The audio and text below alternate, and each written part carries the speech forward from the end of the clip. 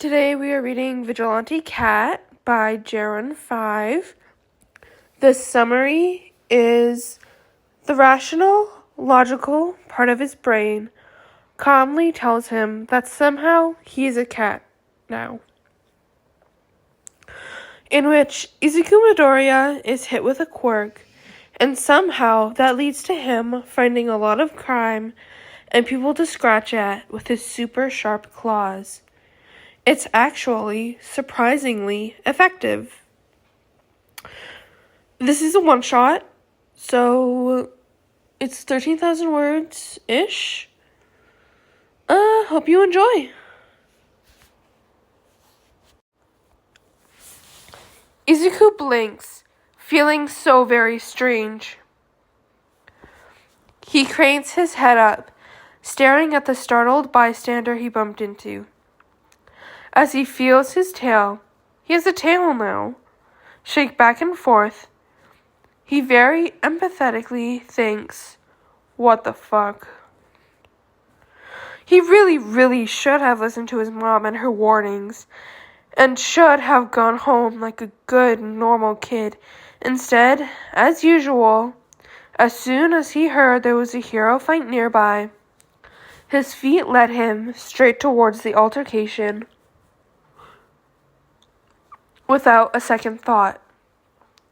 Already, his hero analysis notebook appeared in his hands, and he began scribbling away, muttering rapidly as his eyes dissected the fight just a few meters away from him. Kid? Someone says next to him. Izuku jumps, his eyes swiveling to a rather tall but unassuming adult who looks back at him in bemusement. You find hero fights often or something? 'Cause you're acting like you do this on a daily basis. The man then pointedly stares at the notebook in his hands. Izuku flushes. Sometimes. I'm just a big hero nerd, I guess. The man nods, apparently finding this as an acceptable answer. Just as Izuku was going to ask him the same question, because the man seemed pretty nonchalant about the whole affair as well, someone shouts, "Watch out!" Then everything becomes a bit more chaotic. Just a few seconds ago, the metal hero, Chivalry, was fighting some villain with a quirk that allowed them to produce red strings, kind of like Best Genus, when the ground beneath them begins rolling from the center, and then made its way towards where Izuku and the little crowd that had gathered to watch the fight. The pavement starts moving so fluidly, almost like a wave, causing Chivalry and the villain to lose their balance. The others around Izuku start panicking as well, and suddenly, Izuku is being shoved back by the ground. He falls to the ground, and his notebook and backpack are sprawling on the rolling floor as well. Izuku felt his ears pop loudly, and then his entire body started tingling, similar to the feeling of a body part going numb after not moving for a long period of time. Except now it was every one of his limbs. He feels dizzy, and his mouth goes dry. He closes his eyes, and he doesn't know how long it has been before he opens them again, the tingling feeling slowly fading away. The ground beneath him is solid and unmoving now, but everything feels strange and off. He tries to get up, only to find himself staring at furry paws. Furry paws. Why does he have furry paws? Izuku shrieks. He notices that the sound that comes out of his mouth is more of a high-pitched whine, something that cannot be replicated by a human body unless the person had some animal quirk. But Izuku does not have a mutation or a transformation quirk, or any type of quirk for the matter, so what was going on? He shakes his head and then stares at the writhing green limb that is attached to his back. Was that a tail?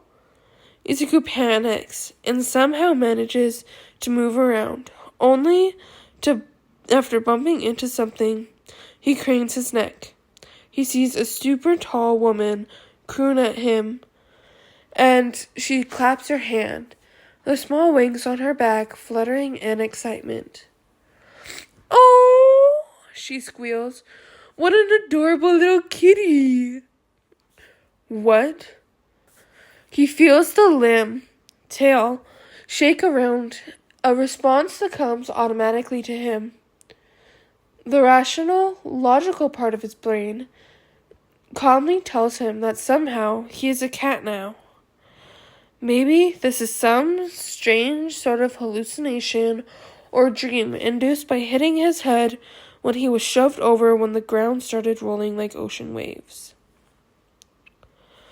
The shrieking, emotional part of his brain is going, "Why my cat? What is happening? Where the heck did my clothes go? Is this some kind of quirk?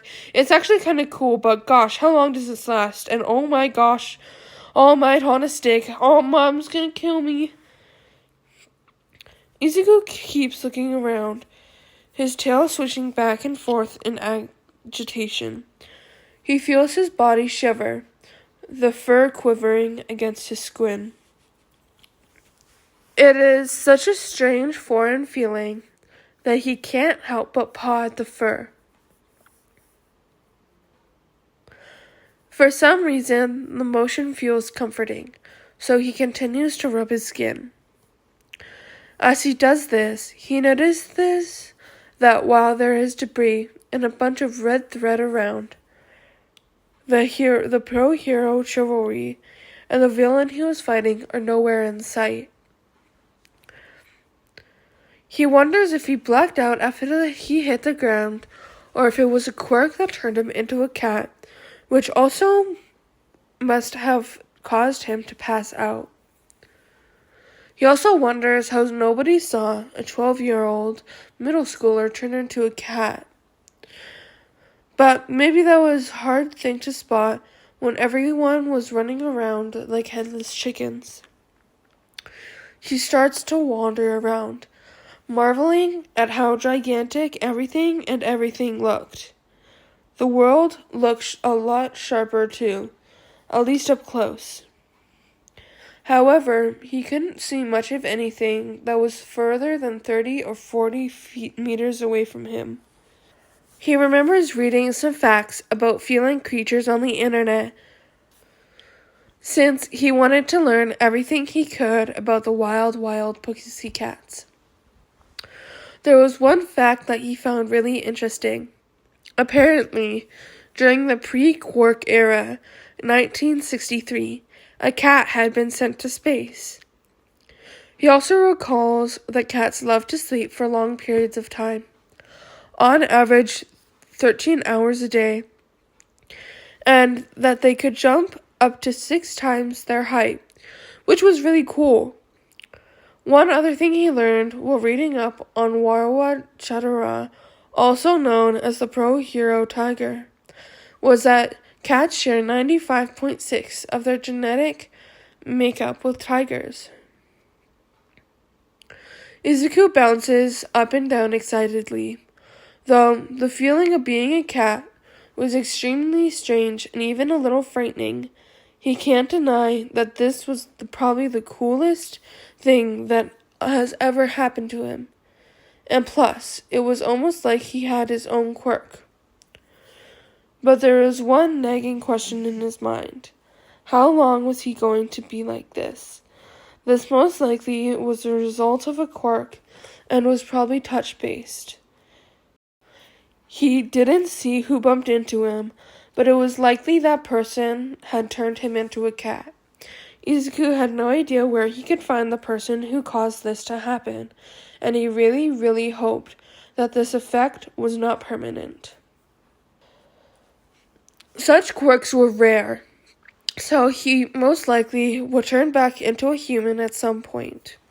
Touch-based quirks like these usually lasted a couple of seconds, or at most, a couple of weeks.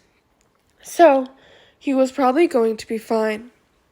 Still, it would be wonderful if you could find the person and have them explain their quirk. It was also unlikely that the person who turned him into a cat knew they activated their quirk on him, because he was pretty sure they would have found him by now. Using a quirk on another person on purpose was against the law, and though this law was broken constantly by the kids he went to school with, he's pretty sure that nobody was just walking around with malice intent, turning people into cats or other animals. Or, at least, he hopes that wasn't the case. There is also the fact he could still communicate, as he has all his memories and thoughts intact. His speech was in the form of a cat, but he could probably scratch the ground and write down his predicament and wait for someone to notice. Still, Izuku would rather find someone he knows and then explain the situation. The only person who would really care about this is his mom. But there was one teeny problem with that. Izuku's mom was extremely allergic to cats, or any furry animal for that matter. Huffing, Izuku begins to walk the path to his hospital where his mom worked. Hopefully, because this was mostly the result of a quirk, he wasn't really a real cat. Maybe his mom wouldn't be allergic. If she did not have any allergic reaction to him, that would be another cool aspect of this quirk, and would also prove that he was no ordinary animal. Izuku observes that his fur and tail are bright green, the same shade of his eyes and eyes. This causes a lot of people to turn and stare at him, some of them explaining how cute and pretty he looked as he rushes by. He twitches uncomfortably, feeling sort of naked, which he was, and this causes him to wonder how his clothes could just disappeared. Maybe his clothes were disguised as the fur on his back. The whole law of mass action was basically thrown out of the window. Quirks really made no sense a lot of the time, which was one of the reasons why scientists slowly became a dying subject over the last hundreds of years. Now, they practice quirk theory and medicine, which was Izuku's favorite things to talk about because it was all about quirks and their practical uses. Izuku comes to a stop, panting slightly as he lifts his head up to look at the hospital he just reached. His mom worked all the way till late evening and took a lot of night shifts, but Izuku remembers her telling him this morning as she handed him a plate of jaron5 for breakfast that she was going to be home a bit early today. It was starting to get a bit chilly, and though the fur did protect him from the cold, Izuku began shivering. He wondered if anybody would notice if he walked inside. Shrugging, he strolls into the revolving doors and quickly runs toward where he's seen his mom working. Surprisingly enough, walking and running into this form comes naturally to him, and he has no problem ignoring the yelps of surprise and dodging the hands that try to reach for him. He comes to an abrupt stop when he hears his mom's voice. Here you go, sweetie, she's saying to a young girl, holding out a cup of what looked to be green-like colored medicine, though the hue was strangely off, and Izuku remembered that cats are colorblind to some colored, which probably means the liquid is actually red or some other similar coloring. His mom gasps at the sight of him. She murmurs, "A cat?" she murmurs, peering closer at him, before she quickly backs away, probably remembering that she was allergic to feline creatures. "Kitty!" the little girl exclaims, reaching out to touch him. Izuku allows it because she's very cute, and her tiny pats are very soothing. He looks up at his mom, who is still a couple feet away, but she has a confused smile on her face. He can still hear all the commotion around the hospital, people still murmuring and talking about him, which is pretty cool, because he was sure he could hear nearly half as well as he could now than when he was a human. Mom starts sneezing and rubbing her eyes.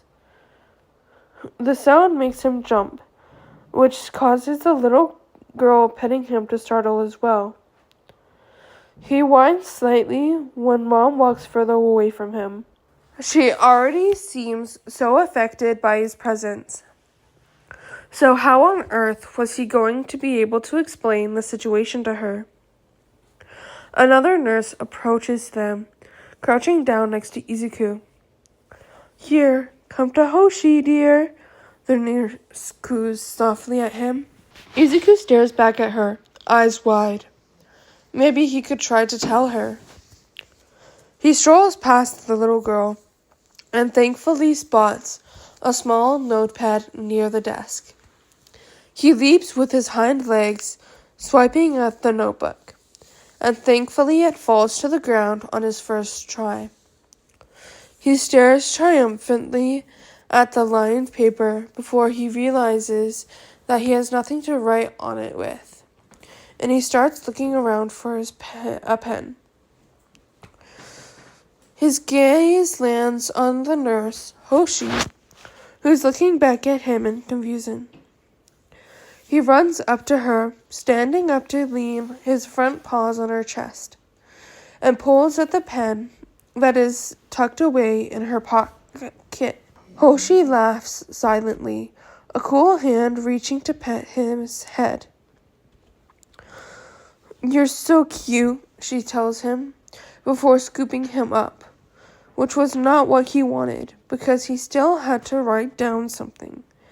He struggles, trying to get out of her grip, but her hold is pretty secure, and he does not want to hurt her by swiping his claws at her. Instead, he starts to yell, "Hey, put me down! I'm a human. I've been hit by a quirk. My name is Izuku Midoriya, and my mom is over there." What comes out is a garbled mess of growls and hisses. Izuku groans loudly, struggling even harder against Hoshi's embrace. But before he can do anything drastic, he's placed outside, back into the chilly August air. He tries to walk back in, but Hoshi just shakes her head and smiling and pushes him away. "I'm sorry, little one, but some of the other nurses and patients are allergic, so you have to stay out here, okay?" Izuku sighs. Even if he could get back into the hospital, he may not be able to write something down. He perks up, wondering if he could go find some paper and a writing utensil, and then come back to the hospital. With his mission in mind, he darts away, scanning the surroundings. He notices a nearby store, and those would probably have some pen and paper in hand, right? It would technically be stealing, but he promises himself that he would pay them back as soon as he is able to. Izuku dashes inside, once again ignoring the startled shout of a customer browsing an aisle nearby. "Hey man, I just saw a green cat run past me," the guy exclaims to the owner of the shop. Izuku hurriedly looks for something that can be written down on. Sadly, all you can see are just rows and rows of junk food. He lets out another sigh of frustration and grabs a bag of chips with his maw, then rushes out of the store.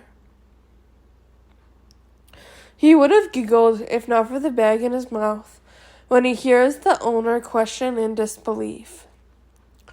"Was I just robbed by a little kitten?" The customer chuckles. "Yeah, that just happened."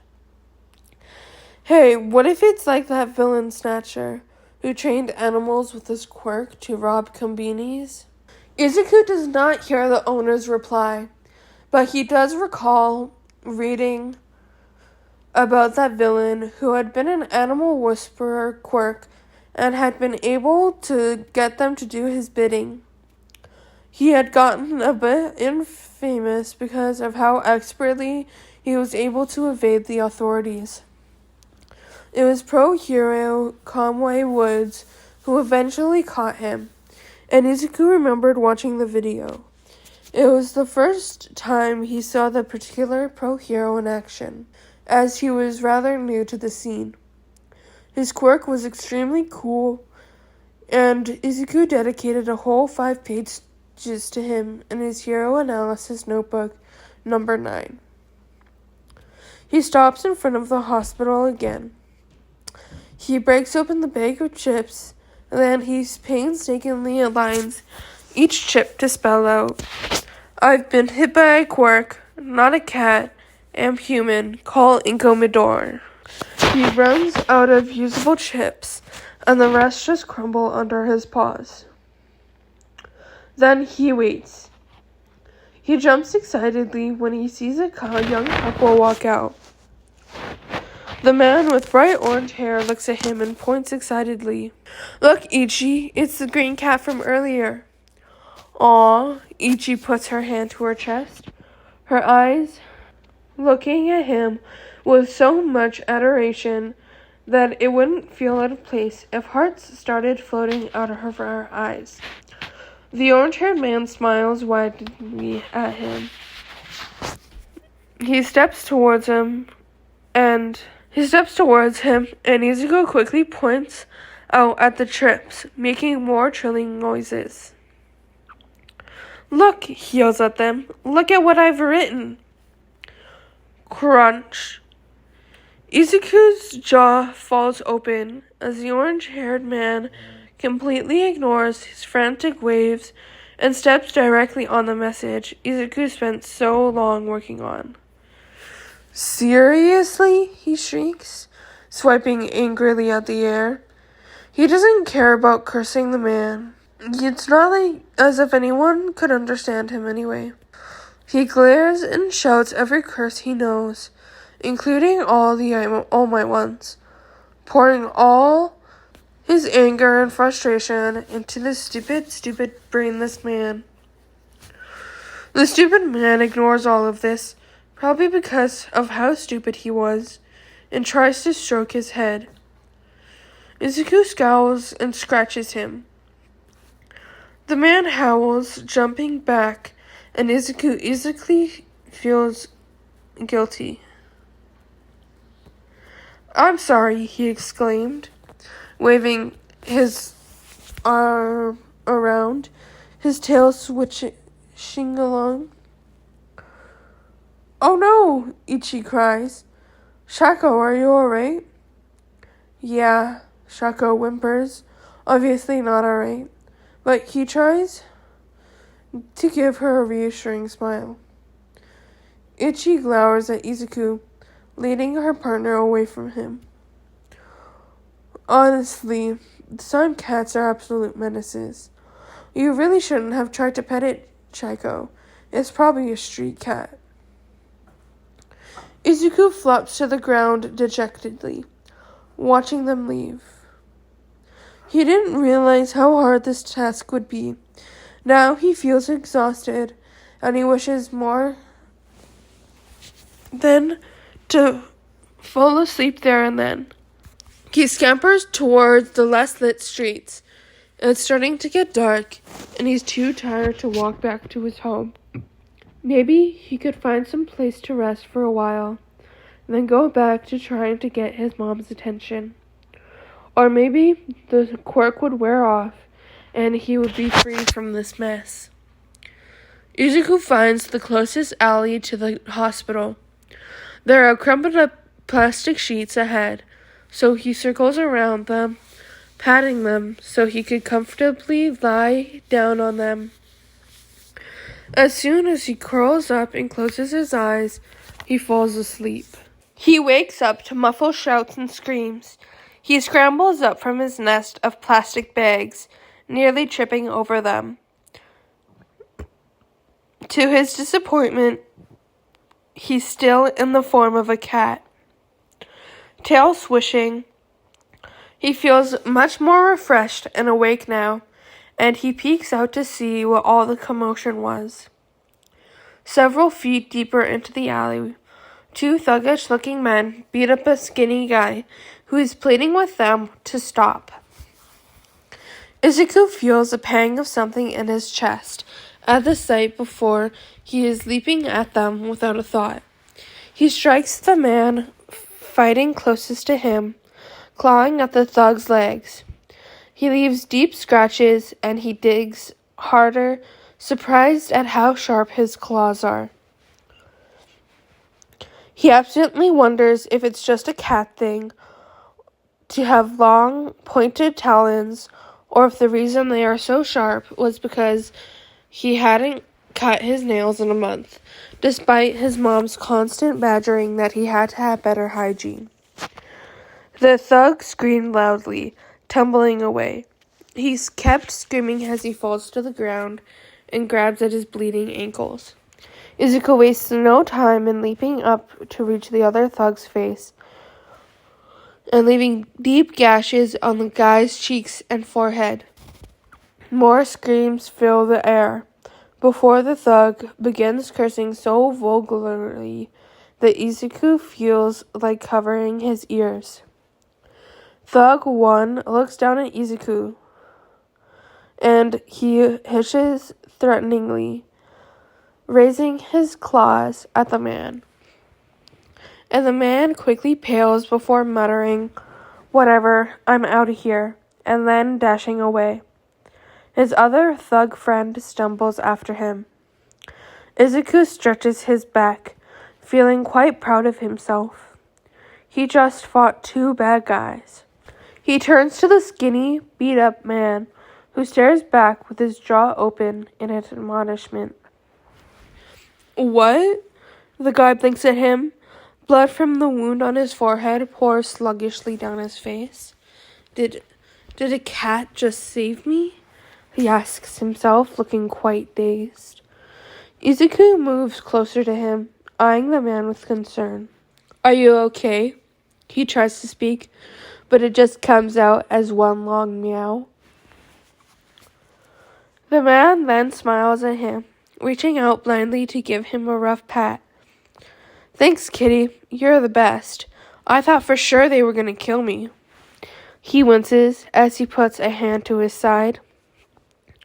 That kind of beating probably had his ribs feeling bruised and sore. Izuku hopes they aren't broken. The man gets up slowly, moaning and whimpering as he leans against the alley wall for support. Izuku circles around him, making worried, trilling noises. He feels kind of useless just staring up at the man, unable to help. He perks up when the man begins speaking again.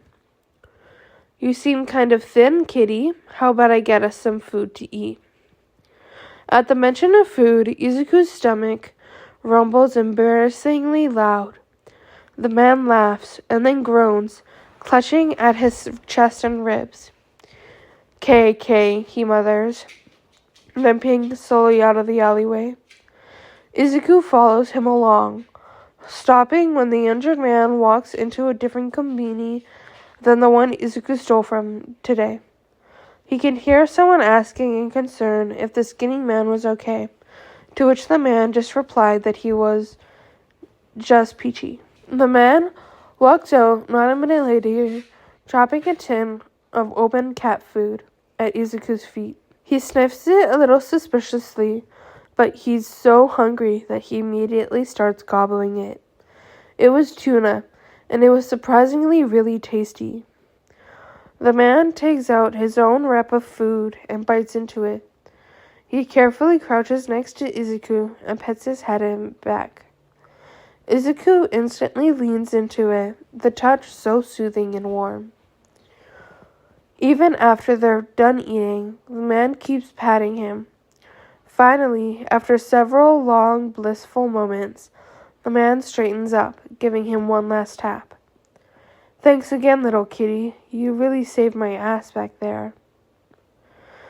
Then he limps away, giving Izuku a wave before he disappears from sight. Izuku bounces on his toes. He just saved a person, like a hero. He lets out a huff of happiness before he trots back towards the hospital, only to blink at the bright moon overhead the night sky. Izuku's eyes widen as he realizes that his mom must be home by now. Panicking over where he was, Izuku's eyes widen as he realizes that his mom must be home by now, panicking over where he was. He starts running in the direction that would take him to his house. By the time he reaches the front door, he's panting, his 4 legs shaking in absolute exhaustion. He somehow finds the energy to scratch at the door, howling loudly, hoping his mom would come out.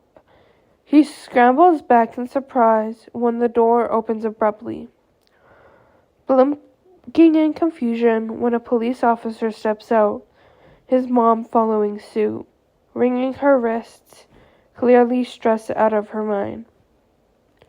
"Oh!" The officer stares down at Izuku, a somber look on his face slowly fading away as he bends down to face him. "Is this your cat, ma'am?" Well, his mom shakes her head, obviously confused about why the cat that appeared at the hospital she worked at was at her front doorstep. Izuku darted past the officer and between her legs. Izuku darts past the officer and between her legs, hurrying to the kitchen table where he knows the spare paper would be. He leaps up, grabs at a stray envelope of unopened mail, and then sprints towards the coffee table near the sofa so he could reach for his pens. Uncapping the pen, he starts scribbling away, using his mouth to hold the writing utensil. "Mom, I'm a cat. I'm Izuku." He writes in shaky letters. He quickly shoves the paper towards the footsteps approaching and points his paw down for his mom to look at it. To his immense disappointment, his mom does not even seem to notice his message. Instead, she gestures to the officer. "I'm sorry. I am incredibly allergic to cats." She starts to cough. "Do you mind getting it out of the house?" The officer nods. "Sure, no problem, ma'am." Izuku protests loudly as he is picked up by the man, yelling and shrieking. "Mom, look at the envelope," he yells, pointing down. "Look at the paper." "Aw," the officer strokes his head. "Seems like the little guy wanted to play here." "I am not a cat," Izuku shrieks. "Mom, please." His cries are all ignored, but as he is deposited back outside, Izuku sees his mom lifting up the envelope. He raises his head in excitement, only to let out a frustrated yell as he watches his mom place the paper back on the dining table, his message turned upside down. Seriously, the world has to be against him or something. "Please," he hears Mom plead. Please find my baby." The officer gives her a low bow. "We will do our best. I'm sure we will find your son in no time, Miss Midoriya." Izuku groans. "You've already found him. I'm right here." The officer starts to head back to his car, giving Mom one last bow. He waves bye to Izuku, who just glares back annoyed. He hears a loud sneeze and sniffle, and then his mom closes the door on him. Izuku just flops dramatically onto the concrete floor. "Turn human," he thinks, concentrating hard on his green paw. While all that happens is a sudden breeze passing over him, and he curls up, shivering. Being a cat was cool, and saving the skinny man today was even cooler. But now Izuku wants to go back to normal, have his mom give him a big hug, and then go lay down on his comfy, warm bed. Instead, he resigns himself to sleeping on the cold concrete in front of his home. The next morning, he is still, unfortunately, a cat. His mom comes outside, still in her pajamas. Her eyes are all red and puffy, a clear indication that she had been up crying all night. "Oh, Izuku, where are you?" she mutters, tears trailing down her cheeks. Izuku feels his own eyes water up at the sight of how miserable she looked. Mom looks around as if Izuku would appear out of nowhere, but her gaze only falls upon his cat form. "Mom, it's me," he tries again, but only a small, pathetic whimper breaks the silence. Mom sniffs and then tries to shoo him away. She starts coughing and scratching at her neck, and Izuku quickly hurries away, not wanting to cause her any more distress than he already did. It's clear that nobody was going to take him seriously anyway. He just had to wait it out until the quirk would wear off and he would go back home. Izuku wanders around for a bit, unsure about where to go. Usually, if he wasn't at school, he would head straight back home. There was always too much of a chance that he would run into someone from school and get made fun of or beaten up. He hunches down, heading towards the emptier streets, wondering if anyone at school would even care that he was absent, even though he had perfect attendance until now. Would the police even post a notice that he had gone missing? It's not as if anyone would care about the quirkless kid, he thinks bitterly. Mom cares, he reminds himself. She looks so distraught and worried, and maybe even that officer who was at his home last night cared too. He's jolted out of his thoughts when he comes across a woman with some sort of crocodile quirk, shakily pointing a knife at a boy who looks a couple years older than him. "Come on," she says. "I know that's not all of the change you have. Where's your wallet?" "Please," the boy whimpers. "That's all I have, I promise." The mugger narrows her eyes. "You're lying," she hisses, her hand growing more steady, bringing the knife near the boy's neck. Izuku, by this point, is behind her, and somehow they don't notice him. He takes a deep breath before leaping up, curling his front legs around the woman's shoulders, his claws piercing up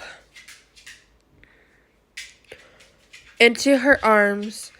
He tries to get her to drop the knife as she cries out loud, her green, spiky tail swishing sideways out of control.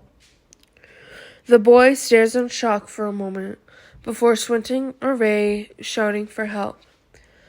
Izuku continues to leave deep scratches on the woman before she crumbles onto the ground, her knife clattering down from her grasp. She tries to sweep her tail at him, but Izuku's quick reflexes save him, and he nimbly jumps out of the way. The woman gives up, cursing and curling up in pain. Izuku bounces up and down in exhilaration, grinning slightly. His cat form is in great shape, and he already fought 3 villains in less than a span of a day. He hears police sirens in the distance, and he looks at the woman. By all the groaning she was doing, seemed in no condition to get up and escape. He flicks his tail at her, trotting away. "You shouldn't rob people, you know," he tells her seriously, even though he knows she can't understand him. "And you shouldn't hurt someone just for money." He picks up the cash that has fallen to the ground with his mouth, and he grimaces slightly, wondering how unsanitary this was. But his mom had always told him that stealing was an awful thing to do, especially when you're directly hurting a person when doing it. He doesn't want the boy to lose his money, so he heads in the direction he saw the older kid run off. Luckily, he doesn't have to walk too far. The boy was leading some officers to the alleyway, gesturing and loudly exclaiming, "I swear, the cat protected me." The officers are the first ones who notice Izuku. "Is that the cat? The one with, ironically, a cat quirk himself?" asks curiously. The boy turned around excitedly. "Yeah!" He gasps in surprise when Izuku sets the cash next to his feet. "Thank you," he yells, squatting down to scoop up his money. Then strokes Izuku's head. The boy peers at him with light brown eyes. "You probably saved my life," he tells Izuku. And Izuku, who has never seen so much kindness other than from his mom directed at him, bows his head, feeling his eyes water. Soft whimpers escaped unbidden from his lips, and he doesn't understand why he feels so emotional all of a sudden. Though it's not really a surprise, because Izuku knows that he cries at the smallest thing. "Aww," the boy says, scooping Izuku up into his arms. It reminds him of the other guy Izuku sort of saved last night, who also looked at him so gently, and though he feels embarrassed, he also feels warmth spreading throughout his whole body. He leans into the boy's soft pats, letting the boy wipe at his bloody claws with paper tissue he pulled out of his pocket. "It's okay," the boy whispers, rocking him up and down. Izuku can feel his cheeks heat up, and he knew if he was a human right now, his entire face would have turned bright red. Still, he doesn't pull away. His mom's affectionate hugs have greatly decreased over the years due to Izuku growing up, but deep inside, he misses them. With mom often taking night shifts, and generally being busy and tired all the time, trying to take care of both of them, Izuku stopped asking her to read him bedtime stories and to spend time with him. He didn't want a burden any more than he already did. But it did mean he got to see her a lot less. And in the couple of years, he barely interacted with anyone at all. Most of the time he was ignored by everybody, and though it hurt him greatly every time, it was something he had grown used to. Now, He already had several people looking at and paying him constant attention, and it makes him feel uncertain, but also a little happy. Izuku shakes his head. This is all happening because he is a cat now, and it makes him wriggle in shame because he knows that if this older kid knew he was cuddling a human boy, he would probably get really angry or run away screaming. Izuku starts to squirm away, and after a few moments of struggling, the boy places him back on the floor. Guess you don't like being carried, huh? The boy laughs, rubbing his neck. They watch as the mugger is taken into custody and led to the cruiser. The cat officer approaches them, sniffing the air. Hey there, little kid. He smiles down at Izuku. He looks at the boy. It seems you've been saved by an animal with an intelligence quirk. Those are pretty rare, you know. Izuku frowns. The world's animal with an intelligent quirk brings back unwanted memories. He remembers a couple years ago when Akiko, a kid with a glow quirk, had brought his dog with an intelligence quirk after school to show him off. They all crowded and clambered over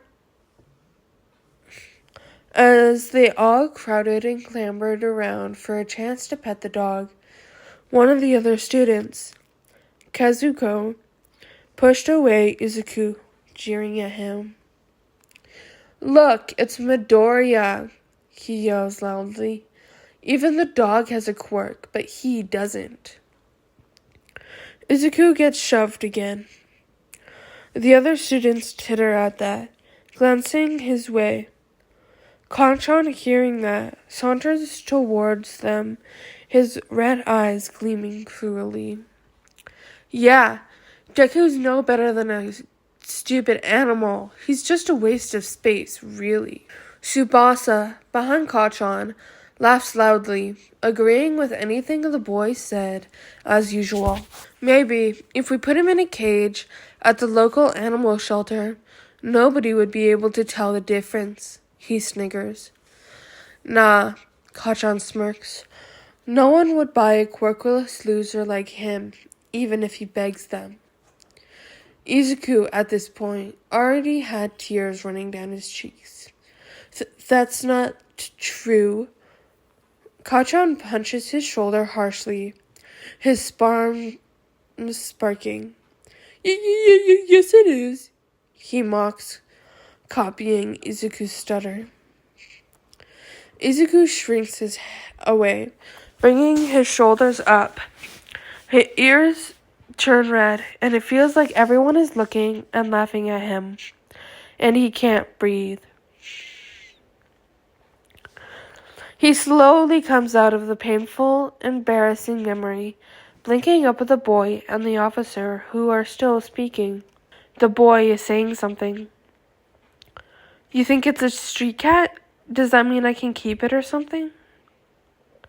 Izuku backs away, alarmed. He doesn't want to get kept as a pet. You're no better than a stupid animal.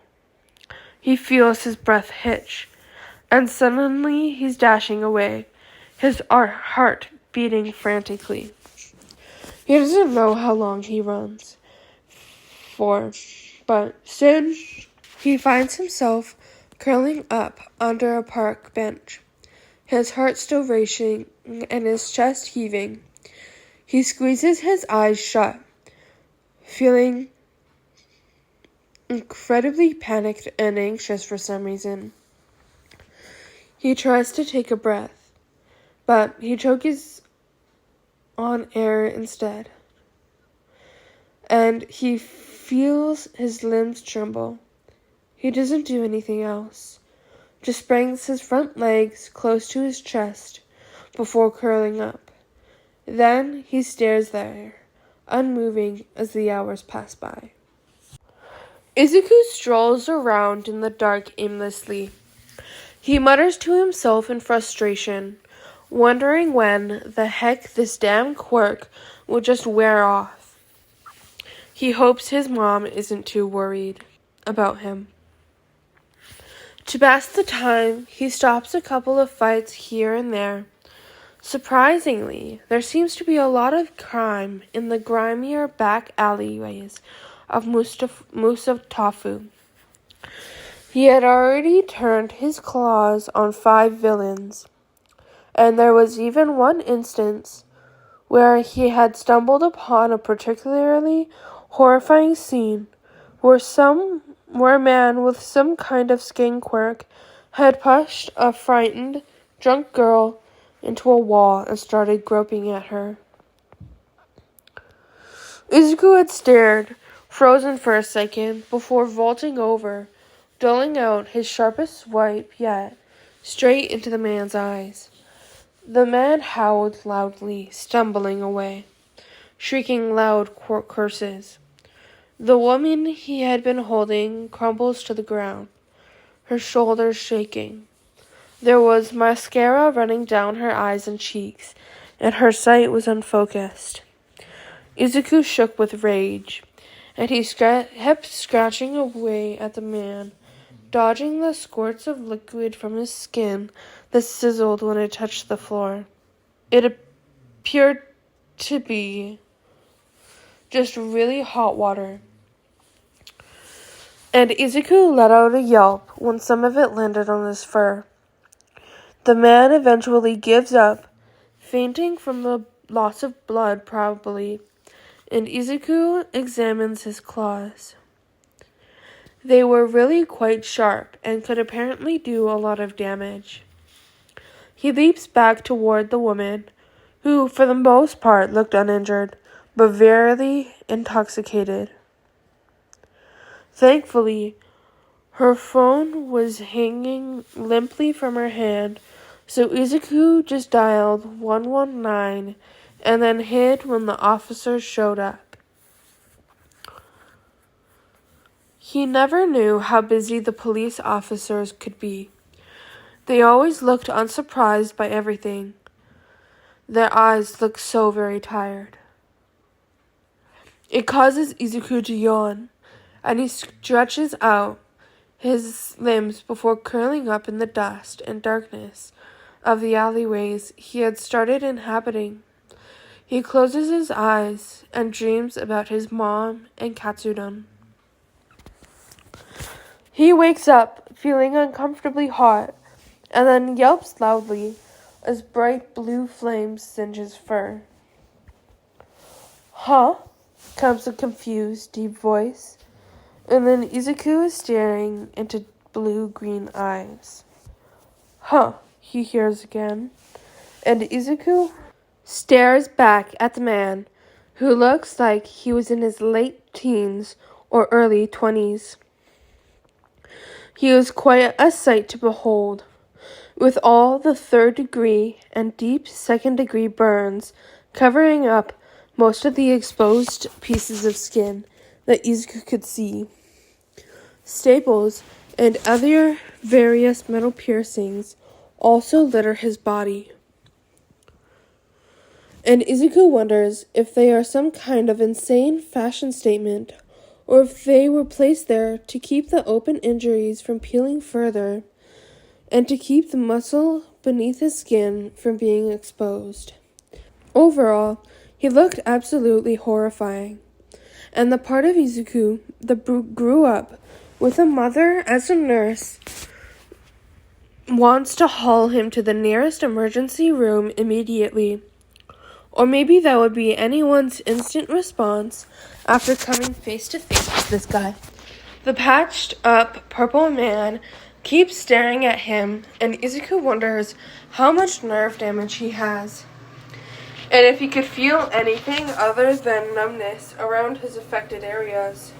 You are a very green cat, the man finally says. And Izuku mentally adds possible brain damage to the man's numerous injuries. You are a very purple human, Izuku parrots back stupidly, before flushing slightly. He nudges the man's hand, shivering slightly at how cold it was. Without thinking, he licks at some of the burns. And the man draws his hand back in surprise. Then he huffs, standing back up, casually pocketing his hands into his dark coat. "Stupid cat," he murmurs, and Izuku glares offended. "Where can I practice this fucking move if every alley in this damned city is occupied today?" Were those blue flames that woke Izuku up his quirk? Izuku meows loudly, jumping up into a trash bin. He gestures with his paw when he gets the purple man's attention. He points at the man, then tries to imitate the swooshing fire of his quirk. Then the man stares at him with confused lidded eyes. He says. Then one of his brows raises up. "Are you asking me to use my quirk?" "Yes." Izuku pumped his front leg in excitement. "Finally, someone who can understand me." The man stretches his neck once again, muttering to himself. "This is my life. I talk to fucking green kitties now. Pretty sure this is the 100th sign proving that I'm crazy." Then he gives a batshit smile to literally thin air, and in an instant the entire back alley is lit up in blue. Izuku watches the man twist the flames, his mind racing. It was such a cool pyrokinetic emitter quirk, and even though usually seeing explosive quirks made Izuku's heart race fast and get the urge to find a safe place to hide, but this quirk was so different, colorful, and incredibly powerful. The flames were intensely hot, and fire this blue meant that the temperatures was probably around 3,000 degrees Celsius, which is also a reason why Izuku should probably not be leaning over the bin in excitement to watch the quirk closer in action. He mumbles to himself. From what he knew about pyrokinetic quirks, the most famous one being Endeavor's Hell Flame, he's surprised that he's never heard of the guy in front of him. Usually, quirks as powerful as this one would be relatively known to the public. The flames were so powerful that Izuku wonders if the man could ever control them properly. From the gritted look on his face, it seemed that he was having a hard time. Then, there was the possibility that all those burns were a result of his quirk, which meant that this was one of those rare times when the quirk was not compatible with a person's body. Now that Izuku thought about it, he was pretty sure the man's skin was chillier than an average human's, which didn't make sense if he had a scorching quirk.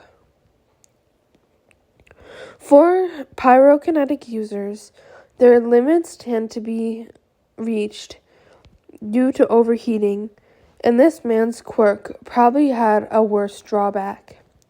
Since it seemed as if his body was not suited for his quirk, Izuku can already see the man panting, even after using his quirk for just a few minutes. He thinks about Kachan, who could use his explosion quirk for up to 20 minutes in small bursts before tiring.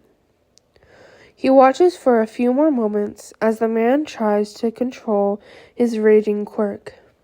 It seemed as if he was trying to push out his flames and thus creating a stronger punch. But instead, his fire trailed out more like a stream of water, which could still seriously injure or even kill someone if directed at them.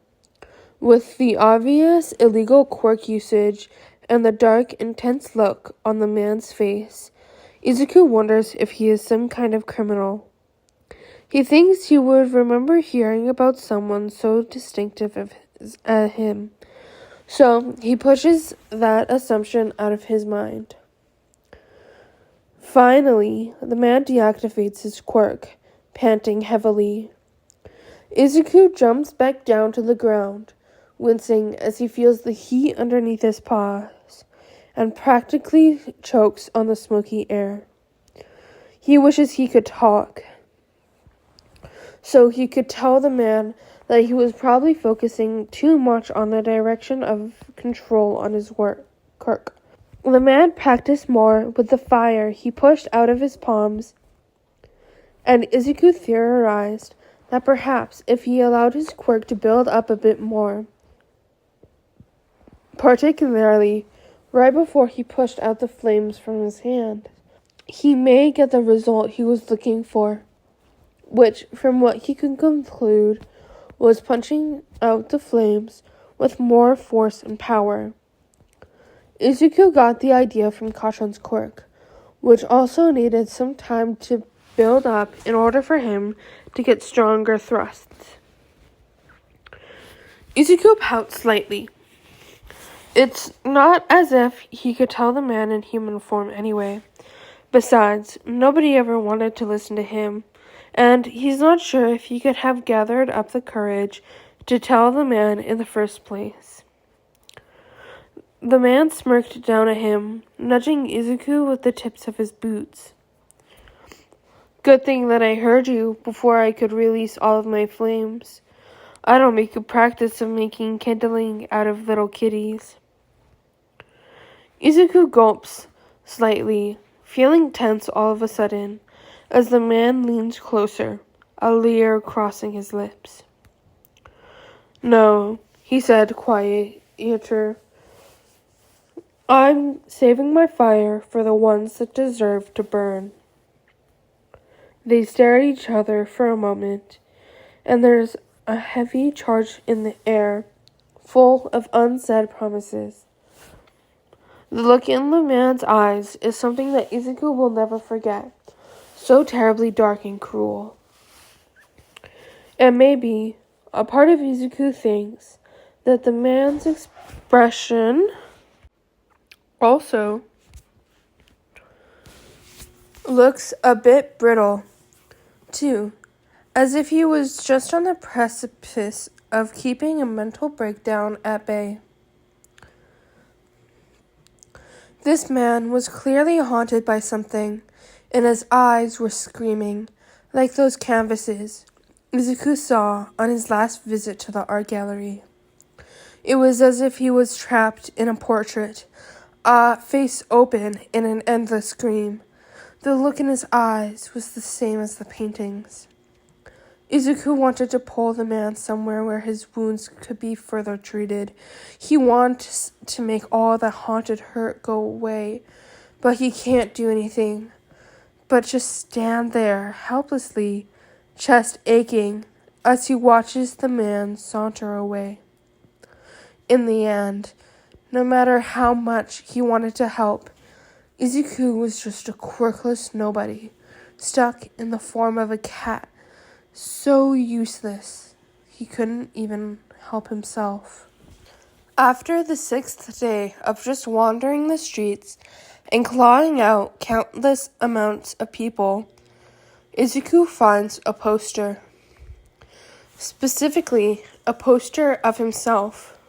He had been flicking his tail around. It was sort of fun to play around with when his gaze had landed on the stapled paper across the wall from him. He gapes, his sharp eyes taking in the drawing of a cat that looked suspiciously similar to him, along with being completely shaded in green. On top, it said that they were looking for a Vigilante Cat. Izuku blinks. He feels his mouth twitch, and suddenly he's on the floor, rolling around in mirth. It was just so funny.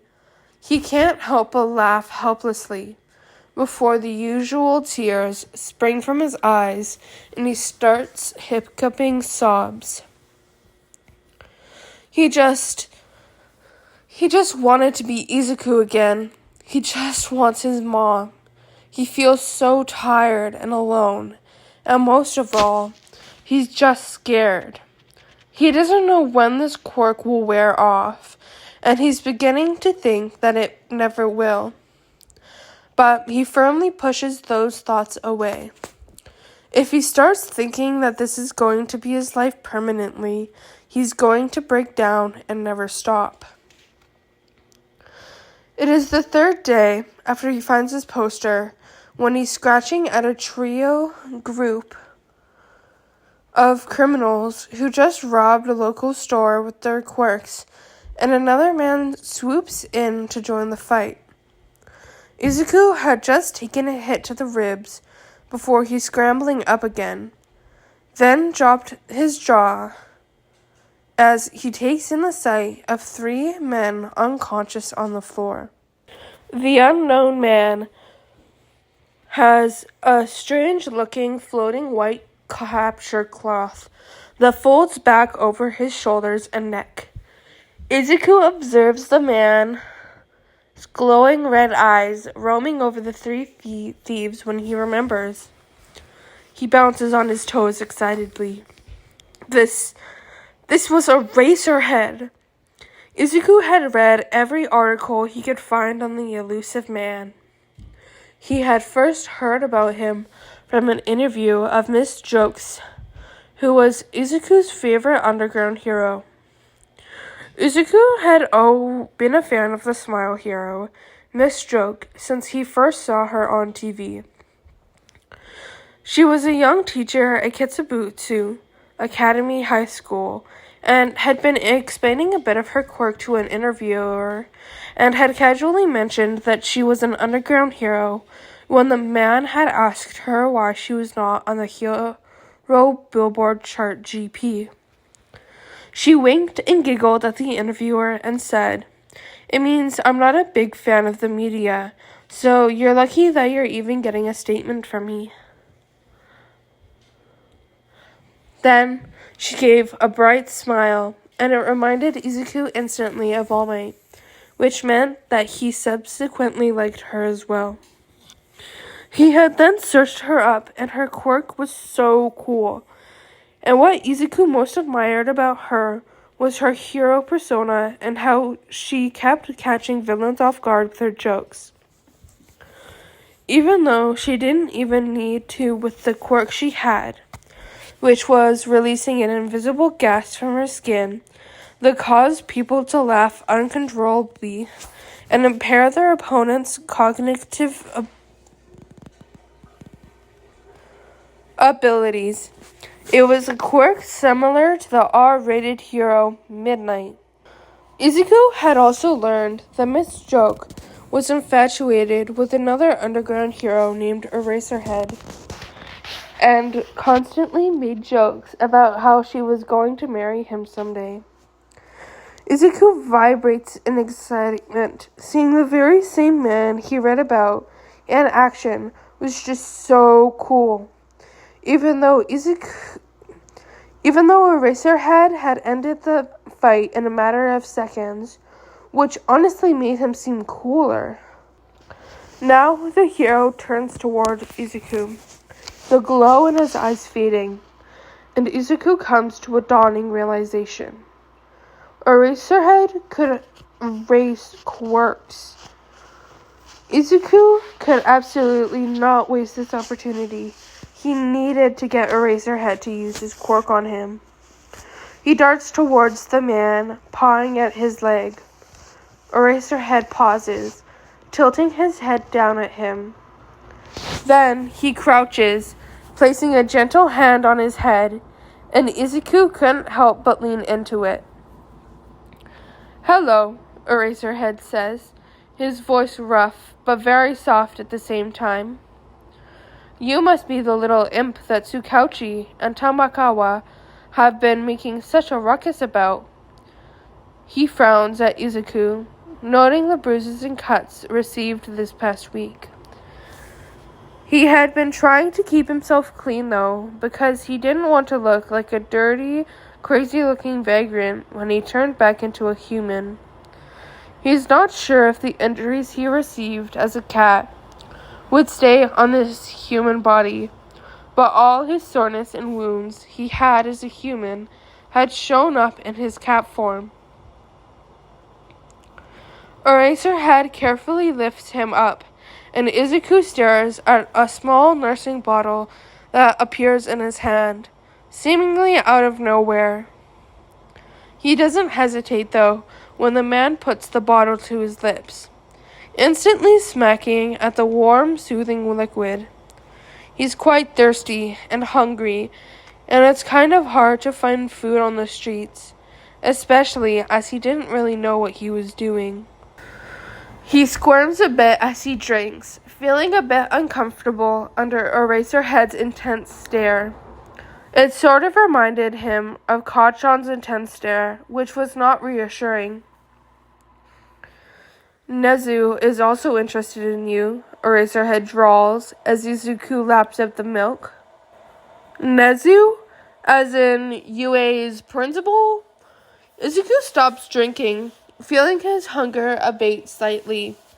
His appetite vanishes completely when Eraserhead scratches him behind the ears and chin and says, "You must have some type of intelligence quirk." Izuku pushes away from him before remembering his mission. He lets out a frustrated huff and hopes this would work. He uses his front paws to cover his eyes. Then he points at Eraserhead's eyes. Then he waves his paw around, pointing at the hero's capture scarf, trying to imitate the motion it makes when his quirk was activated. He pulls out his fur, then tugs at Eraserhead's curly, knotted up dark hair. "Come on," he cajoles. "Use your quirk." Eraserhead just stares at him blankly, but Izuku can feel the man's chest rumble in amusement.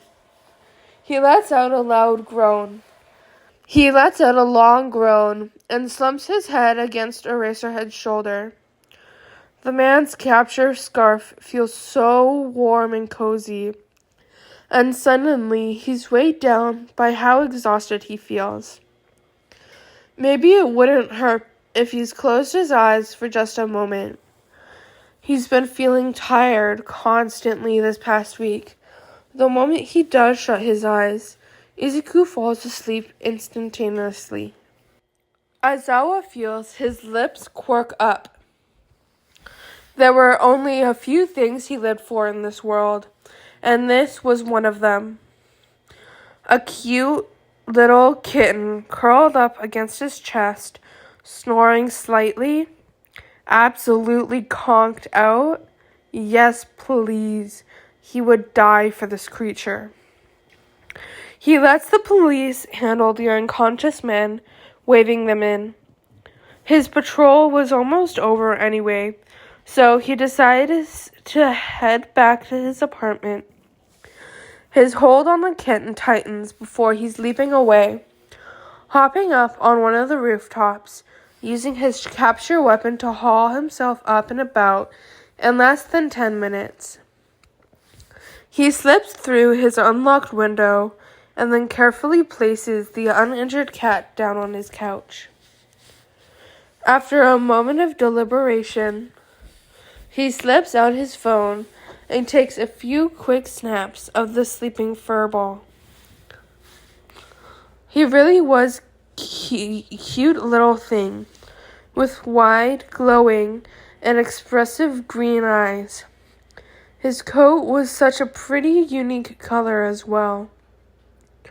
Aizawa sighs, feeling a small smile flit across his face. He could tell that he was already smitten with the little creature. The cat was so huffy and elaborate too, with all the cute little gestures he was making. It almost looked like the kitten was imitating him when he was using his quirk, and that made him almost laugh. He wonders how intelligent the creature really was. He can already imagine Nezu rubbing his furry paws together, cackling with glee. He turns the cat over, pulling out his first aid kit. The poor thing was matted with cuts and various bruises. He cleans and patches up the most recent ones, glowering severely at the sight of the older wounds, some of them suspiciously looking like burns. He dabs away at the kitten's claws, raising an eyebrow at how sharp they were and at all the dried up blood around them. Yep, Aizawa has truly struck gold this time. He has found a vigilante cat. His mouth twitches again. Hizashi would probably be breaking down laughing if he heard about this. So would Namuri. There was no way he was going to let those two find out. He smirks slightly as he gets up from the floor, imagining different scenarios of how he could get them to scram out of the apartment the next time they tried to barge in.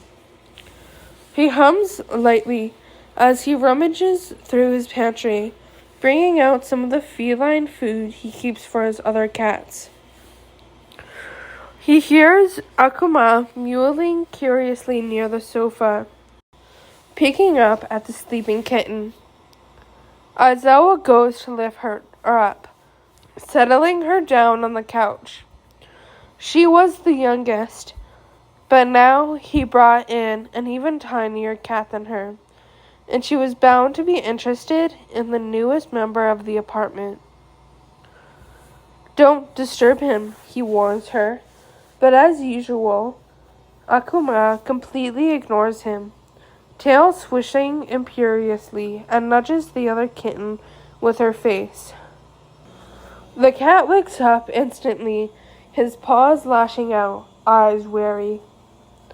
Aizawa stares in surprise as Akuma lets out a loud yelp, swiping at the green cat, and then bouncing off the couch and scampering away.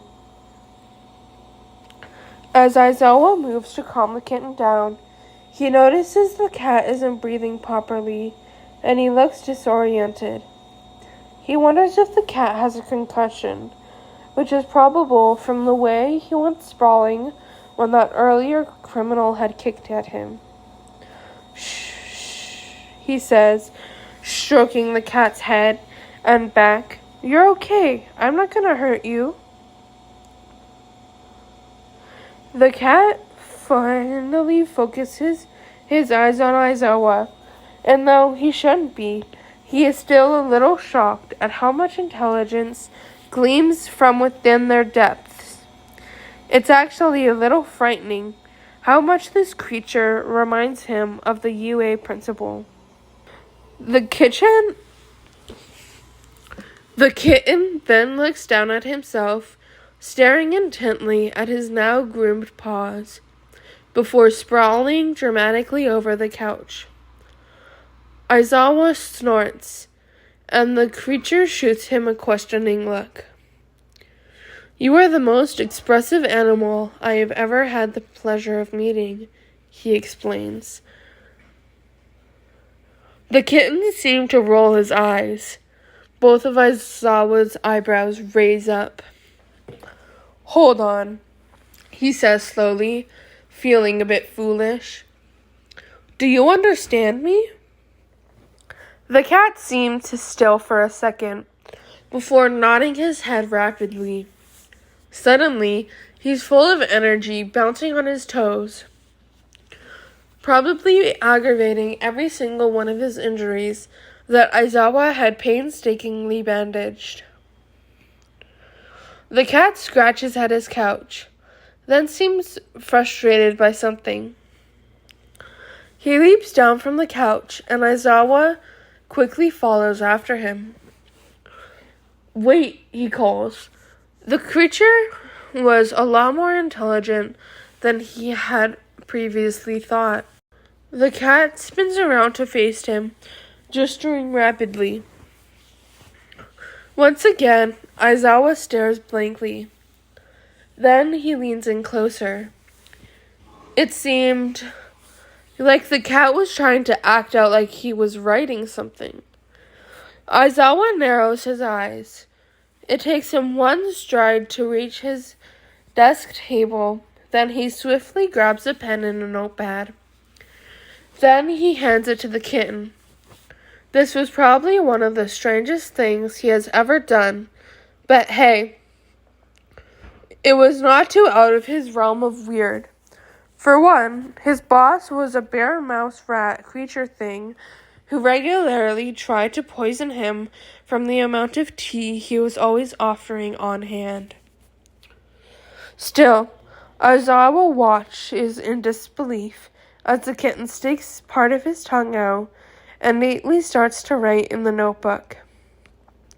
He notes that the cat's tail is pointed upward, twitching slightly, clearly meaning that he was very happy at that moment. Then, the creature slides the notebook towards him, looking up at Aizawa expectantly. The words read, "Hello, I am not a cat. I am sorry for deceiving you. I am actually a human and was turned into a cat by some quirk. Can you please use erasure on me so I can turn back into a human?" Aizawa stills. Then he's unwrapping his capture weapon and activating his quirk. He stares at the green kitten and watches the creature turn into a crouching, grubby human child. He deactivates erasure, and much to his hidden relief, the now turned boy in front of him does not instantly shrink back into a cat. The kid gazes at him with wide, watery green eyes, looking at him as if he had just hung the moon and the stars. The coloring of his eyes and hair was just as bright and distinctive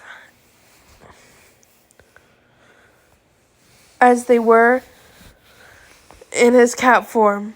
Then the poor kid bursts into tears. Thank you so much, Eraserhead," he gasps out, and Aizawa briefly wonders how the kid knows his hero name. He kneels down to be at eye level with the kid. His eyes flicker all over the boy's wounds. Thankfully, the bandages seem to be remaining in place. The kid is still shaking, and he looks so painfully thin and small that Aizawa feels a pang in his chest. Evenly, he asks, "How long have you been a cat, kid?" The boy reaches up to curl a finger around his hair.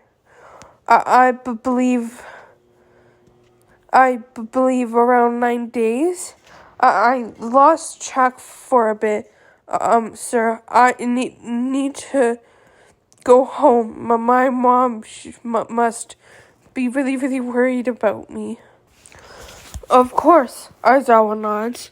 "I'm going to take you to the local police station, okay? We will contact your mom from there." He pauses. "Do you know who hit you with this quirk?" No, the boy rapidly shakes his head. He flushes, looking away. "It was a hero fight, and then the ground started moving, and someone bumped into me, then I blacked out." "Were you watching a hero fight? That's dangerous, you know." The kid flushes again, but does not say anything. Aizawa sighs, then notices the kid flinching a bit, then stilling completely. He was a really nervous child, and Aizawa wishes he could see more of that impertinence and dramatics he displayed as a cat. They also needed to talk about the activities the kid got into this past week. He inwardly sighs again. Placing a hand on his capture weapon, he could already tell this was a problem child. Seriously, what kind of kid immediately starts acting like a vigilante after getting hit by an unknown quirk? and get into about 39 recorded skirmishes in the last 8 days. He gets up, moving to the sink to fill up a glass of water for the kid. He discreetly observes the boy looking around his apartment. His bright eyes suddenly full of curiosity and wonder. Aizawa huffs, nosy brat. And he still does not know how the hell the boy knew his hero name. He passes the boy to drink, to which the boy stutters a soft thanks before gulping it down. "Do you want some to eat?" Aizawa asks, as the boy's stomach makes a slight rumbling noise. The boy quickly shakes his head, flushing again. It's all right. I'm not very hungry," he whispers. Aizawa frowns at him. "You don't have to lie. It's no problem on my part. You must have barely gotten any food this week." The boy just shakes his head, and he has to withhold another sigh. He walks back into his kitchen, opening up the fridge. He grabs a couple of grape-flavored jelly pouches and some cheese sticks. It was nothing substantial, really, but this would have to do for now. When he gets back, the kid is in the same spot, now biting his lips and wringing the cup in his hands. "Don't do that," Aizawa winces as he watches the boy's lips start to bleed. He reaches out to stop him and take the cup out of his hands, but the boy flinches again.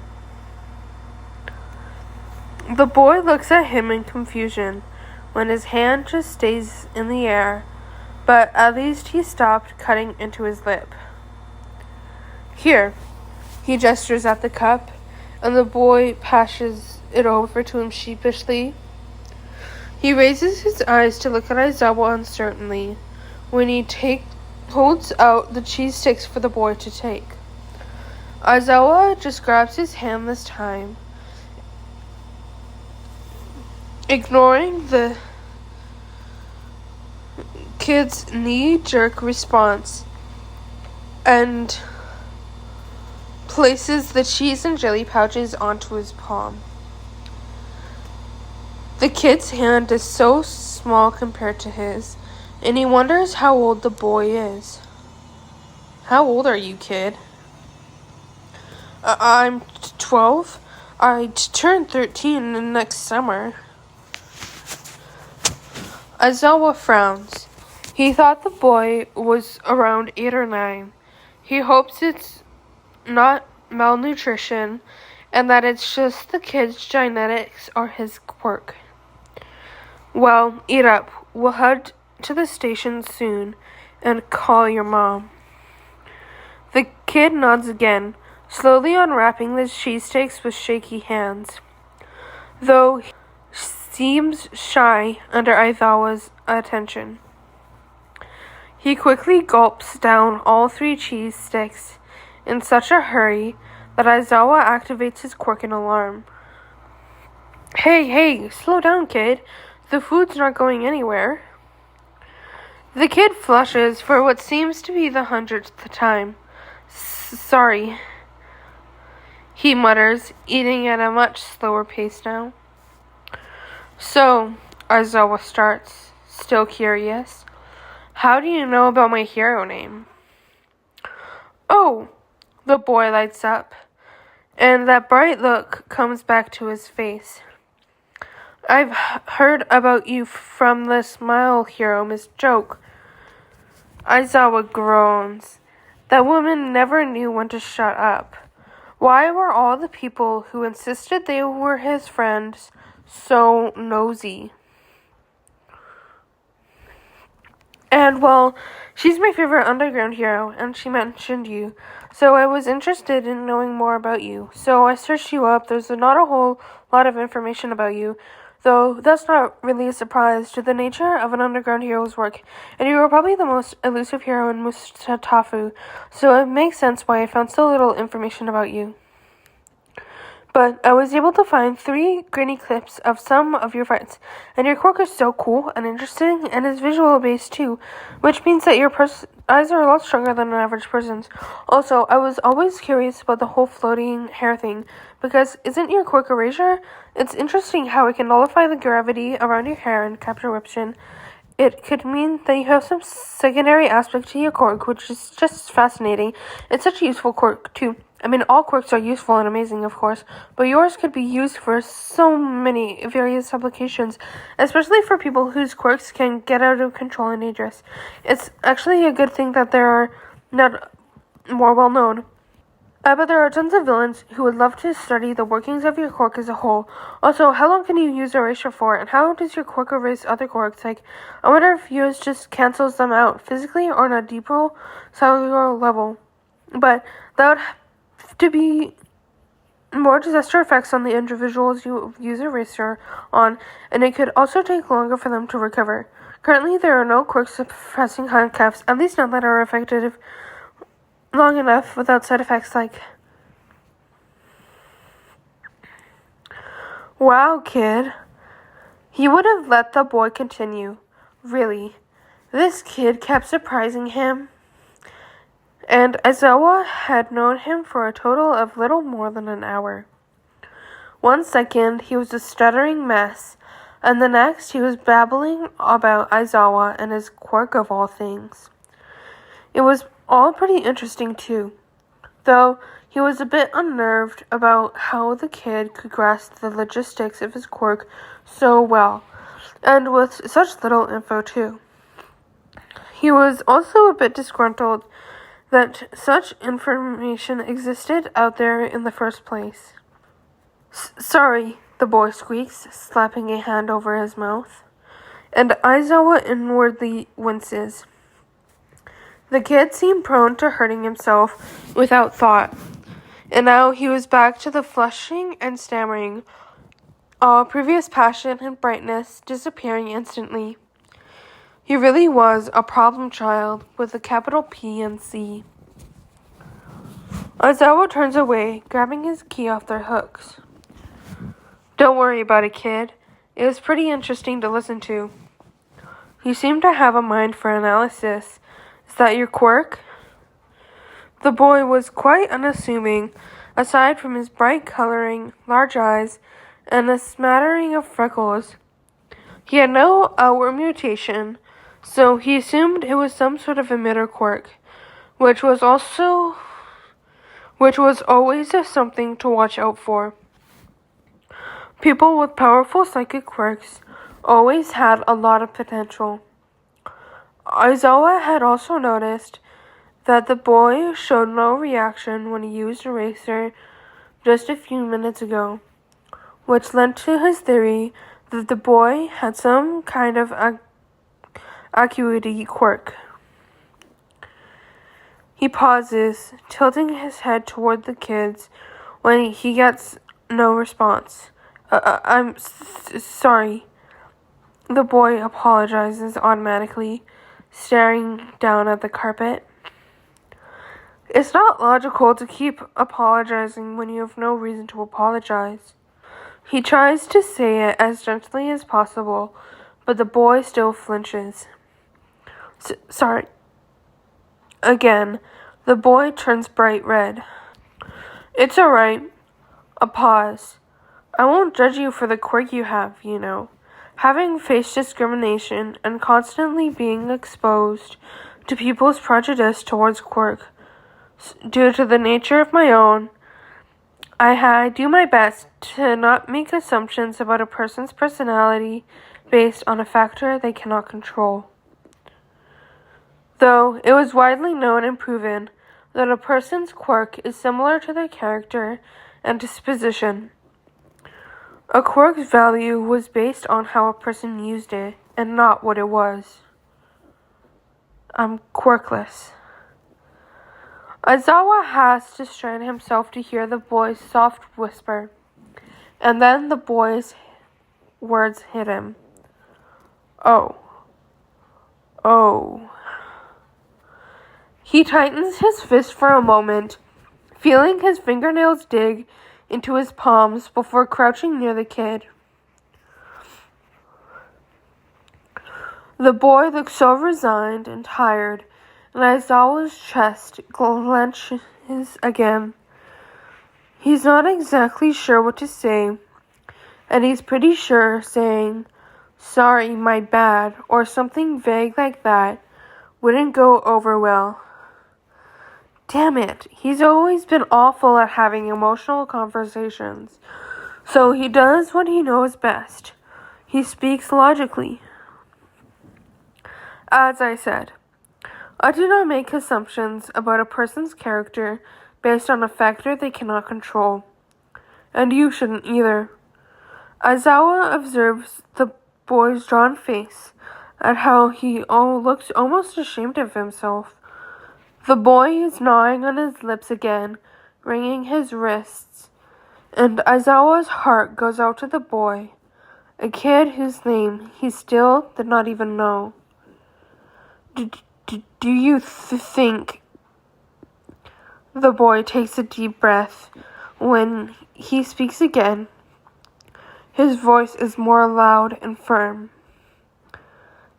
Can I be a hero without a quirk?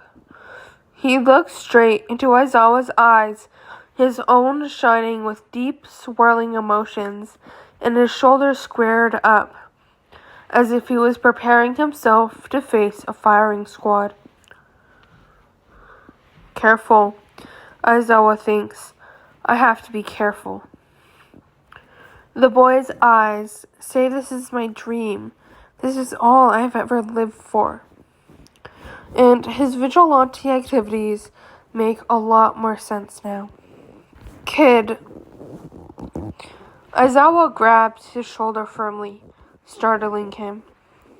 He wonders how many others have failed this kid, who crushed his dreams and hopes under their feet.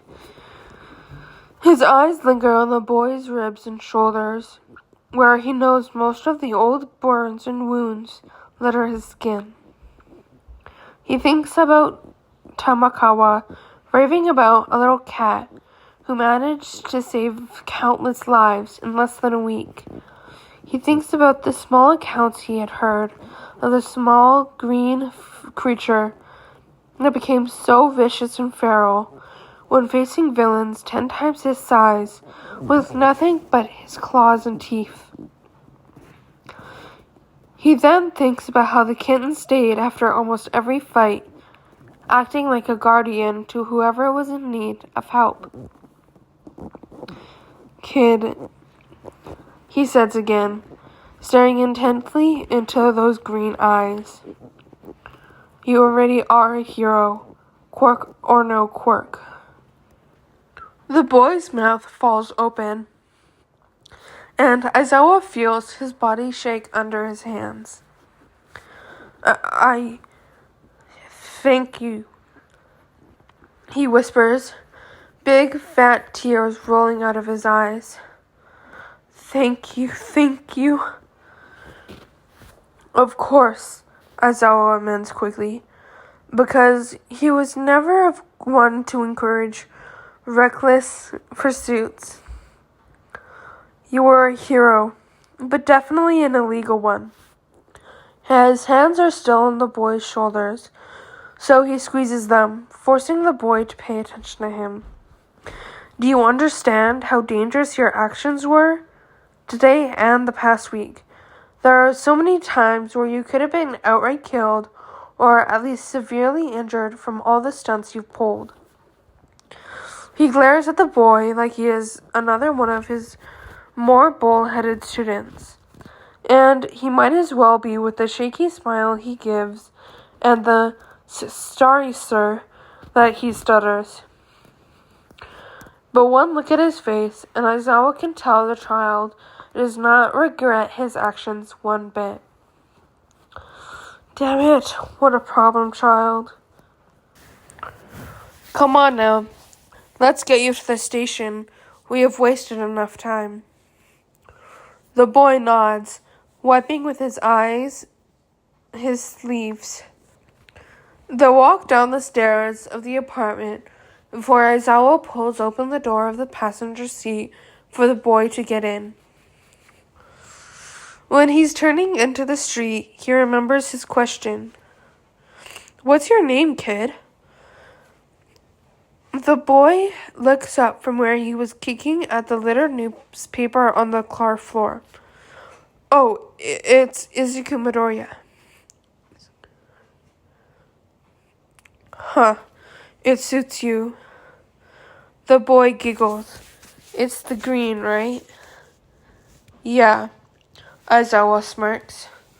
Once they reach the precinct, Midoriya trails after him, not unlike a lost puppy. His eyes become as wide as saucers when he sees Tamakawa sitting on top of a cluttered desk, shuffling some papers. "Hey there, Eraserhead," Tamakawa calls out. Then he notices the tufts of green hair poking out from behind Aizawa. "Hey, who's that?" He gets off his desk, sniffing the air, and then his tail twitches in surprise. "Is that..." "Eraser, you never told me you had a kid." Tsukauchi's tired voice greets them. And Aizawa remembers that it's barely 6:30 in the morning. It looks like the detective is still on his second cup of coffee. "No," Tamakawa exclaims excitedly. "I'm pretty sure he's the Vigilante Cat." Tsukauchi's eyes widen, and he peers at Midoriya, who's now not even pretending he's not using Aizawa as some sort of shield of protection. "This is Izuku Midoriya," he says blandly. "The former cat that you've all been talking about." Tsukauchi moves closer to the boy. "How old are you, kid?" He gives the boy a kind smile, and the boy slowly relaxes. "I'm 12, he whispers, and the detective gives Aizawa a curious glance. Before he can say anything else, Midoriya blurts, "Please, can you let my mom know I'm here? She must be really worried about me." "Sure," Tsukauchi quickly nods. "Do you know her number?" Midoriya nods, finally stepping out of Aizawa's shadow. He quickly blurts out a bunch of digits, and Tsukauchi pulls out the precinct phone and makes a phone call. On the other end, Aizawa can hear relieved sobs, and after a few more moments of speaking, Tsukauchi hands over the phone to Midoriya. "She wants to speak with you," he says gently, and Midoriya takes the phone and yells, "Mom!" Then he bursts into tears. Tamakawa looks a bit alarmed, and Tsukauchi keeps shooting him looks. But Aizawa just leans against a wall. He's starting to figure that crying was a norm when it came to Midoriya. "So," Tsukauchi says slowly, "a 12-year-old kid, who frankly looks like he's 9, is our Vigilante Cat? The cat that apprehended 43 criminals in a week?" Aizawa nods. The detective looks at his cup of coffee, looking like he wanted something a little stronger. Aizawa sympathizes. Finally, the boy ends the call before beaming brightly at him. "My mom's coming here." "Great," Aizawa drawls. "Then we can all sit down and have a chat about what you have been doing for the past 9 days. Midoriya winces. Do I have to tell my mom?" "Yes," Aizawa says flatly. "I'm gonna die," the kid whispers dramatically, and next to him, Tsukauchi stifles a laugh. Tamakawa joins them as another officer, whom Aizawa did not know the name of, guides Midoriya to a chair, while bemusedly trying to answer the boy's rapid queries about the man's mutation quirk.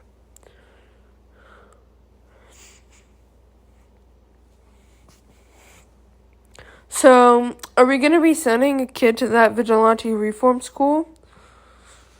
Tamakawa chuckles. That's definitely going to send the media into a frenzy. Aizawa rolls his eyes. Tamakawa, I am not sending a 12-year-old child to a reform school. We'll just have to keep an eye on him and make sure he enrolls in his hero school once he is of age. It's interesting, Tsukauchi says thoughtfully. The kid's transformation quirk just turns him into a regular cat. But the way he uses it is actually quite resourceful, the detective frowns. But why did he just decide to go missing for a week if he's so worried about his mother? Aizawa sighs. That's not the kid's quirk. Midoriya was hit by some quirk that turned him into a cat.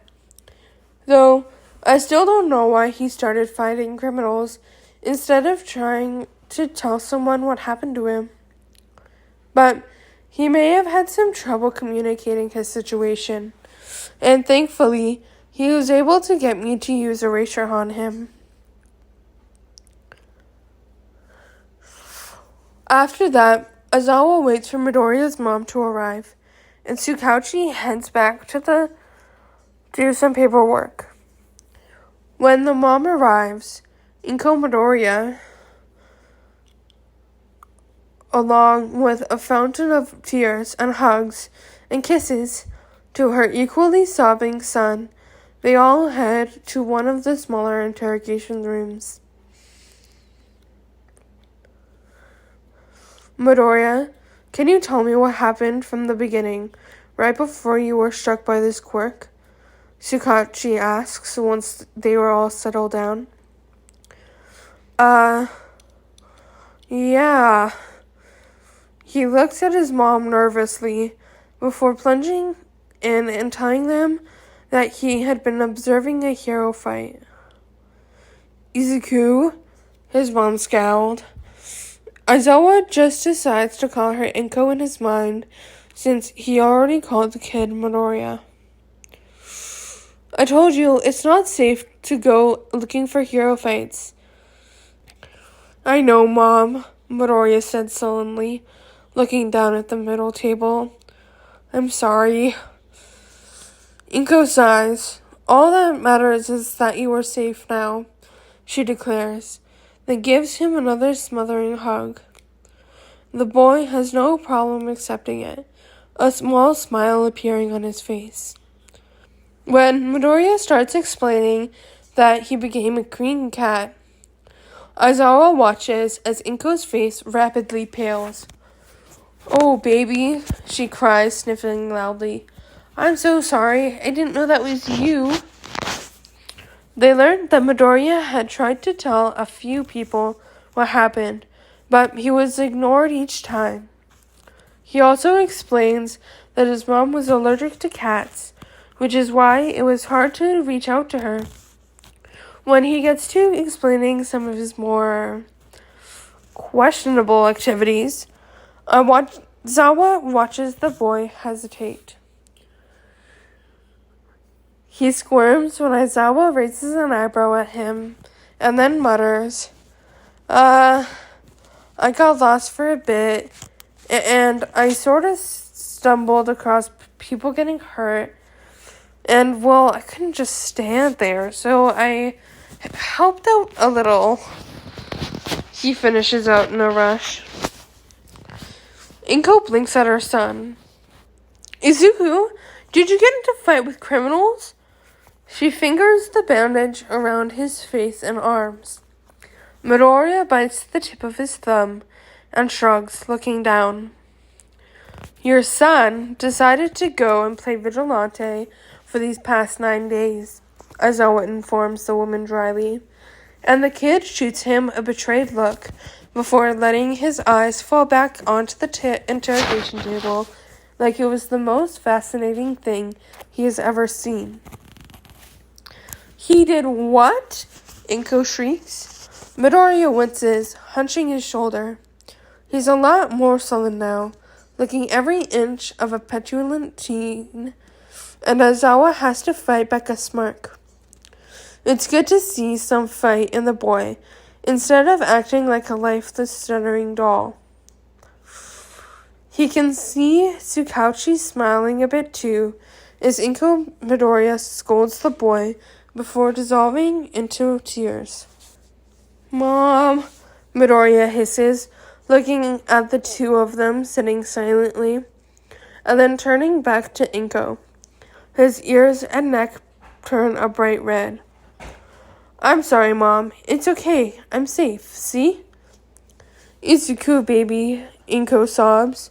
"Why are you always doing this, getting into all these dangerous fights, and disregarding your safety?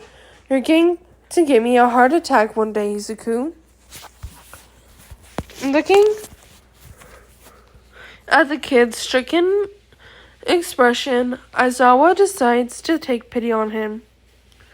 "Miss Midoriya, it is clear your son is headstrong and passionate about saving people. He did, after all, rescue more than 30 people in just the past week. If you will allow me, I can help train him and teach him skills so that if he is ever in a perilous situation again, he can use them to keep himself safe." Both the Midoriyas gape at him for different reasons. But Izuku is quirkless," Inko blurts out, and Midoriya flinches slightly. Aizawa nods. "I know that. And so, if he gets into fights again, he should know the right skills to defend himself." Inko bites her lip. "I don't know. I think I'll feel better if my boy is safe with me. Izuku, I don't want you to get into any more fights." Mom, please," Midoriya whispers. You know I can't do that. When I see someone who needs help, my feet just move." Aizawa notices Tsukauchi twitch at that, his eyes widening. "And no, Dojo takes in quirkless people. Anyway, and this is my best chance if a racer head would be willing to train me." Inko's eyes water. "But why, Izuku?" "Because I want to be a hero, Mom," he whispers before closing his eyes. Do you think I can be a hero?" "Oh, baby," Inko says softly, her eyes on her son. And Aizawa shifts, feeling uncomfortable, like he was intruding on something private. He watches Midoriya squeeze his eyes further, then flutter them open in surprise when his mother flings her arms around him and cries out, "Of course, baby, of course, Izuku. I know I hurt you when I said that to you when you were little, but Izuku," she said, smiling as she wipes a stray tear that falls from Midoriya's eyes. "You are already a hero in my eyes." Midoriya sobs. Inko holds him, tears leaking down her cheeks as well. But she locks eyes with Aizawa. "Thank you," she whispers. He gives her a nod. After that, Tsukauchi spends another 30 minutes questioning the boy further, and then having him fill out the missing person forms and all the signatures needed. Then they stand outside the station. Midoriya keeps staring at Aizawa with wide eyes, so bright and full of hope and gratefulness that it hurts to look at. But there's also a determined glint in them, intense and full of will and passion. And Aizawa knows he will be one of the best students he would ever get to teach. He drops a hand on the kid's hair, smiling at his shocked expression. I'll see you soon, kid.